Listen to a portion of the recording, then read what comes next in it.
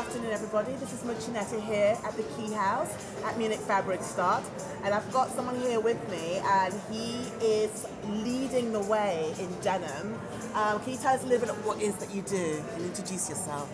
My name is Nodarse, and I am the founder and creative director of Boyish Jeans.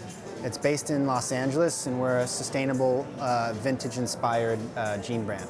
And what made you decide to go down the route of sustainability? Because it's not an easy one to travel down. So what made you kind of go that way? Yeah, sustainability can be difficult in certain instances. It can get quite in depth. However, the practices are quite simple when you really look at it. Transparency and sustainability and all that are really just efficiency. And that's the thing that kind of made me look at a company. It was like, it's not about one product being sustainable or innovative or anything like that. It's about a whole company being innovative and also, sustainable. And if you compare sustainability to like even your everyday life, let's just say, you're a mother who has to pick your kids up at 3. You have to run all these different errands around town. She's automatically going to be thinking, how do I map out the most efficient route? Most sustainable route to get everything done in her day. And this is with a lot of different people. Let's just say, you're in high school and you got sports class, you got homework, you're mapping out how to get everything done. That's true. And this is just common instincts. And so when starting Boyish, we wanted to make a company that was innovative in the form of how businesses are, not just the products being sustainable, but the whole company. So we started off, we've been carbon neutral since day one. We work with an organization called 1% for the Planet that the founder of Patagonia, Yvon Chouinard, started, and it helps connect companies to nonprofit organizations to donate at least 1% of your revenue. So, which is doesn't seem like a lot, but a lot of these corporations that are giving away millions of dollars, that's oftentimes 0.1, 0.2, 0.3% of their entire revenue. Very, very, very tiny bits. But they hide behind that with all the marketing they spend behind trying to say that they give away that. So oftentimes companies will give away $1 million, $2 million, but then spend $20 million saying that they give that away. So with us, we try to be as transparent as possible to not end up with companies like that. 1% helps connect us to people like carbonfund.org, who's helped us produce or purchase carbon offsets. Because even though we produce a little amount of carbon, we're still producing carbon no matter how sustainable we are. So we work with these organizations, we get connected, we meet these other organizations who help connect us to others. And for instance, Climate Neutral, who recently started this last year in 2019 to help companies become carbon neutral by making it a little bit easier for them to have now a resource to help them measure their carbon emissions and then become carbon neutral, because it's actually not that difficult. And in the form of being carbon neutral, you're supporting clean energy projects. And so with this said, a lot of this doesn't even have to do with making a jean. It just has the whole circularity of a circular economy involved, which is, as a company, we're doing these products that are great. We know we're using organic cotton, recycled cotton, we're using natural dyes. We have a very minimal plastic policy. Only 30% of our products has plastics in it, which are commonly called stretch, which is polyurethane yarns or elastane. And only 2%, because we work with a company called Renewcell in Sweden that actually is able to separate the polyurethane yarns from the cotton to recycle the cotton. So we're always about zero waste, because every product that's made in fashion, your shirt, your jeans, everything almost pretty much has 20% waste that's left behind. And we look at that as a material that shouldn't be thrown away, it should be reutilized. So. I mean, you've done something that some companies might say is really hard to do. I mean, would you say it was easier for you because you're a new company? Or would you say established companies can do what you're doing, can implement what you've implemented into your business, into theirs? I've been asked that question a lot, and sometimes I'm like, oh, it's very easy when you start off that way, but it's actually not. Because whenever you start a company, you're already starting it in debt. To be able to then give 1% of your revenue away puts you more in debt. To buy carbon offsets puts you more in. All these things cost money. So it's actually more difficult to be a new company to start off that way. However, the one thing you do have working for you is you're able to produce cost of goods and figure out pricing that works for you and factoring these in. Because this isn't something that's, like an option, I don't think, for companies. It should be necessary for companies to do these sort of things, these attributes.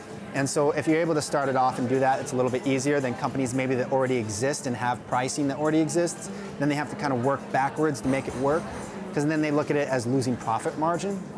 However, these bigger companies don't need to do everything all at once. For instance, some companies like the large fast retailing company that starts with a Z that I'm not going to name says that they want to change out all their cotton to organic cotton. But I've heard statistics from reports that state that the amount of cotton that would require is actually the same amount of cotton, organic cotton that exists in the market. So they would take all of it, which doesn't make sense to me in a scalable atmosphere. It doesn't make it sustainable. However, the problem with organic cotton is it takes 3 years for organic cotton farmers to actually become organic. So what the most sustainable practice might be is that these larger retailers use pre-organic cotton, which they're using the cotton from organic farmers that are in the process of becoming organic, and it doesn't cost as much as organic. However, it's a great step towards the future. So there's a lot of ways for companies to be better, but not have to spend too much money. I'm finding a lot of companies are making a lot of pledges. We Yes. plan to do this in the future. We are going to be. So I mean, it's something that for me is great in a way, because they are showing that they want to change, but also I feel like it's also making sustainability become something that loses its oomph. Because everyone's making these pledges. I mean, what are your thoughts on that? Because you are actually doing it as opposed to pledging to do something. Yeah, so sustainability has become trendy. And a lot of people don't even like using that word, I know, because it is difficult for people that are doing it right to then see other people that are not doing right. And going back to that story about doing better, it's good for people to progress towards a better future. But it's not, because it's not about perfection. It's progress, not perfection. However, if a company continuously is only doing 5% like products that are considered sustainable, but then they market themselves behind those 5%, then really the 95% of their products are bad. Does that really make them a sustainable company? And that's the way that we want people to understand, because even us, we're not perfect. Maybe, let's just say we're roughly 70-80% sustainable, because we have things that we're trying to do better. Because we had to learn some of these things the hard way, which is everybody's going to do. We're all human. We all make mistakes, which is the first thing to understand, is like we all have mistakes that we make. So for companies, the best thing to do is start with a sustainability report, measuring your carbon emissions, measuring how much water you're using, working with professionals, consultants to help you figure these out, to find out where you are. And then the next year, do it again, and then you're able to actually track yourself, measure yourself. And at the end of the day, be transparent and tell your consumers what you're doing. I think that's what's key. Oh, yeah. Transparency. I mean, if a company tells me, listen, only 5% of our product is sustainable, and we're trying to make the other 95% sustainable at some point, but then we only got, I'll respect them more. Yeah, because then next year maybe it's 10, Yes. and then 15. You're like, these people are doing better. There's progress. I want to support them because they're going somewhere, not 5% every year, and they stay the same, and they keep spending more money on marketing than the fact that they are 5, And they're just jumping on that bandwagon, using that 5% as a way. Exactly. But and that's where I think the problem is. People need to be transparent. But it's unfortunate the fashion industry is so closed, so secretive, that to showcase what they're doing is really hard for them. Well, that and also the price war that these fast, large retailing companies are at.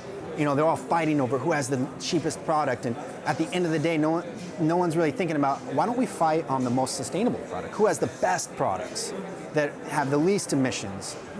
And at the end of the day, if they're measuring their carbon emissions and they're considered a carbon neutral company, then they get a look at themselves like, hey, we're spending less money on actually purchasing offsets because we're doing better.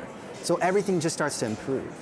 And then they relay that information to the consumers, and the consumers see that, and then they know how to measure now a company that's doing good versus a company that's not. And then this shifts the market, because now the consumers have the power. Just like voting for government reform and things like that, the people have the power. And so every time that somebody purchases something, that's power. You're deciding on where you want to put your power. And the companies that are doing it, maybe for instance, like how we're doing it, where we're trying to show everybody what we're doing, who we're using. We're not afraid of that because we want people to produce things better.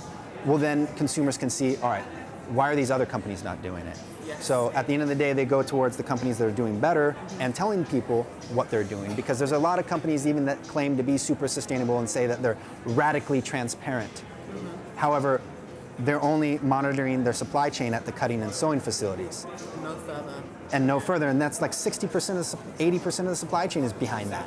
Yeah. You know, and today there's people that say that there's more slaves in the world now than there has ever been in the existence of mankind, which is crazy, because you go back and you look at history and you look at, you know, all the way to the Egyptians and the Hebrews. You go to the, you know, the kidnapping of West Africa, you know, and dispersion over the world to plantations, and you think that's crazy. Yes. You know, that nowadays, and that includes because of modern slavery and, you know, and this supply chain, that people are able to actually hide behind it, that you can purchase things and hide behind that because it's so far down the supply chain, nobody's checking it. No. So people walking around supporting slave labor, they don't even realize it. So do you think legislation should play a role in making sure companies are sustainable? 100%, yes. The only problem with that, though, is that, you know, some of these companies have gotten so big that they can lobby the government reform and spend millions of dollars paying politicians money, and then nothing will happen. And this What is about tax? You know, if you tax the product because it's less sustainable, you think that's a concept that could work? I think someone brought that up to me once. I do, yeah. I mean, that's kind of what companies do, governments do for taxes and duties for importation taxes, because if you produce stuff within the country, you don't get those importation taxes and things like that. So I definitely think that trading, government trades and negotiations through like taxing certain products, for instance, taxing things that are higher in synthetics.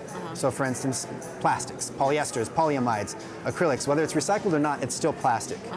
You know, those things should be taxed very heavily because they're cheaper to make. Yes. And then people are using those materials. Now 60% of fashion is plastic-based fibers. And the biggest issue we're having right now is microplastic fiber shedding and pollution. And the fact that we're all ending up with, you know, a credit card size amount of plastic in our bodies every year. And that infertility linked to microplastic, you know, pollution and ending up inside of us is causing an increase in infertility. Yes, I think what someone said to me once that makes a lot of sense is that we need to look at clothes how we look at our food. 100%. You know, when we're shopping for food, we're like, I might buy something healthy. What's in the ingredients? Is it got an organic certification? Exactly. Yes. We are so What's the nutritional careful. facts? Yes, we're so careful how much about sugar what is we put in our it? body. Yeah. So we should be the same with our clothes. Yeah. What is in our clothes? Our skin is our largest organ on our body. So it makes sense to protect it and think, you know. So I think this is something that people are slowly becoming aware of, but we're not there yet. Yes. You know. So just to kind of end it all up, how are you finding coming to the Munich Fabric Start? Are you being inspired? Is it your first time? Yeah, this is actually my first time in the Munich Fabric Start. I think it's really cool. I love this innovation center that we're in.